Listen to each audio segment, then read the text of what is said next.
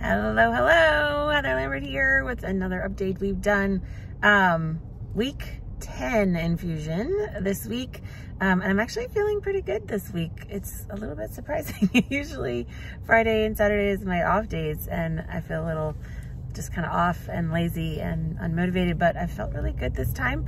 My last carboplatin infusion, so I get carboplatin every 3 weeks, and then Taxol is every week. So week 10 is momentous because it's the last carboplatin infusion, which is fun. So 2 more Taxols, and then we switch to AC, which will be fun. Also known as the Red Devil. You may have seen or heard that. So I'm a little anxious about switching up just because it's new and different and I don't know what to expect, and you wonder how your body will tolerate and what kind of fun side effects might come. So it's a little anxiety producing in the beginning. But once I get the first one, then I'll kind of have an idea, and then it'll be okay. So I've had some comments and questions about nails and hands and feet. So I thought I'd touch on that this time. I've been super lucky.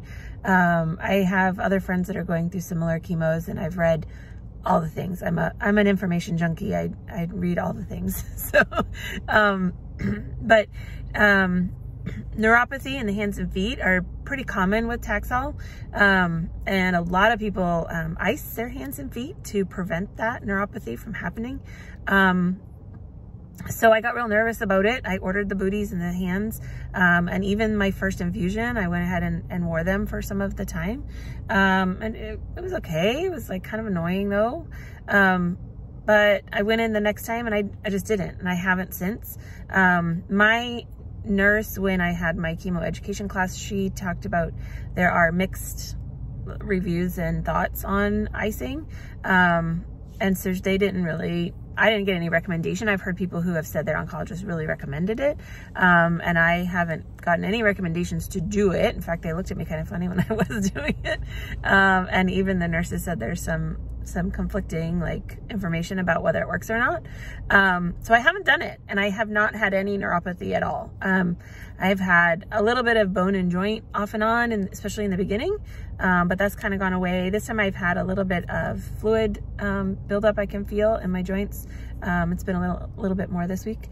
But overall, I've not had any tingling. I don't have any of that in my hands and feet at all, and I have not iced at all the whole time. So I do have other friends who are icing, and they have some neuropathy. So it could be just an individual thing. You're either gonna get it or you're not. Maybe it'll help or it won't. Maybe it'll make it a little less instead of more. I don't know. But I've been very lucky. I've not had any nausea. I've not had any neuropathy. I haven't had a lot of things that kind of come with. So I'm feeling very grateful. Nails. So nails is another thing that can get, that your body is dry in general. My eyeballs feel like sandpaper lately. So I do drops. My eye doctor told me 4 times a day. So I just put drops in as much as I can. So my eyeballs are dry, my skin is dry, I do lotion every day. Everything is dry. My mouth, I have very dry mouth this week as well. It's been a little bit more. So your nails get dry too. And some people can have color, they can change color, but they get very dry and brittle. And I haven't done anything special, just hand cream.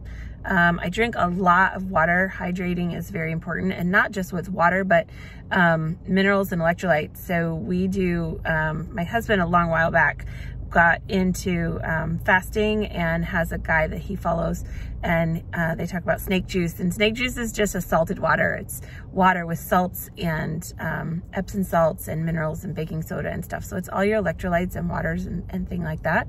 And so I drink that in my water. So I get good electrolytes and salts and minerals in my water, and I drink it all day a lot. So hydrating is the most important thing, right? Inside out. So my nails have been not bad, but they are definitely drier and more brittle. I have one nail, my thumb, that had a split. I don't know if you can see it, if it will focus. It split down that ridge, and then I painted them. So you see a little bit of color. That is not discoloration, that's from nail polish.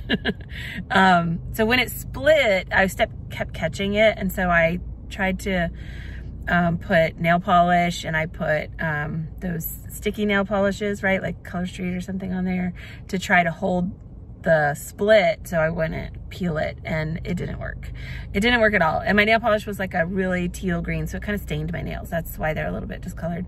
So I tried that for a while, but it didn't really work. So, and my nails do not hold nail polish. They never have. I have pretty weird nails anyway. So I took it off, and they're a little bit stained from the nail polish, but I've not had any discoloring. They are more dry and brittle though, for sure. And so I've had that little bit come off the side. So it split to the side instead of down, which thank goodness. But it didn't hurt at all. It just kind of, this piece just kind of like broke off, and here it was. It's kind of weird. But yeah, that's about it. I'm feeling pretty good. My latest thing is my incision. So you can see it's a little bit red. It's always been red like that, and evidently it shouldn't be. It should go just skin, right? And the redness should go away. It should have gone away a long time ago, and it never did. And so my oncologist found I had a stitch sticking out the edge of it, and so he pulled that out, said it can be a cause for infection. So he wanted that out. And then it just kept getting worse instead of better. So this last time, we decided, she told me keep it clean and dry, so I don't put anything on it. I was putting like Aquaphor just to keep, because it would get itchy, to keep it moist. So she said clean and dry, and she gave me a prescription for antibiotics, and I think it's helping. It's a little less red than it was and a little less irritated. So we do a week of antibiotics, and hopefully that will go away. It's not affecting my port at all. I can still get, so my port is down here, so really the redness is just on the incision. So it hasn't affected my infusions at all, so that's a good thing. So, but that's it. I'm feeling pretty good. Took a good nap yesterday. Slept hard. If steroids run out and I sleep. But yeah, about to have some lunch with a friend and enjoy the weekend, and that's it. So 2 more weekly Taxols, and then the next week I'll get AC, and that is only every 3 weeks. I'm looking forward to the every 3 week thing. That will be kind of nice. I'll have to go every single week. Kind of just gets tedious, although I will miss my infusion room buddies. So you start to see the same people, and I see my nurses every week, and so I will miss that a little bit.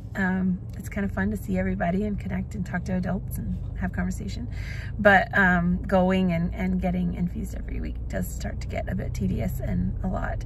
So every 3 weeks will be nice, and then so I'll just have those 4 infusions every 3 weeks, and it'll be done. So 4, 3, 2, 1, and then we'll be ringing the bell. So it's kind of nice to feel like I'm making progress. So, and then I'll start thinking about surgery. Not sure I want to do that, but we'll have to eventually. Hope you guys are all having a great week. I guess that's it for now. We'll talk to you again soon. Make sure you subscribe. Oops. Subscribe to the channel so you don't miss future updates. I love to see your comments. If you have questions or you want me to talk about something in particular, I'd love to hear what you think or what you want to know about. And we'll be back again soon. Bye for now.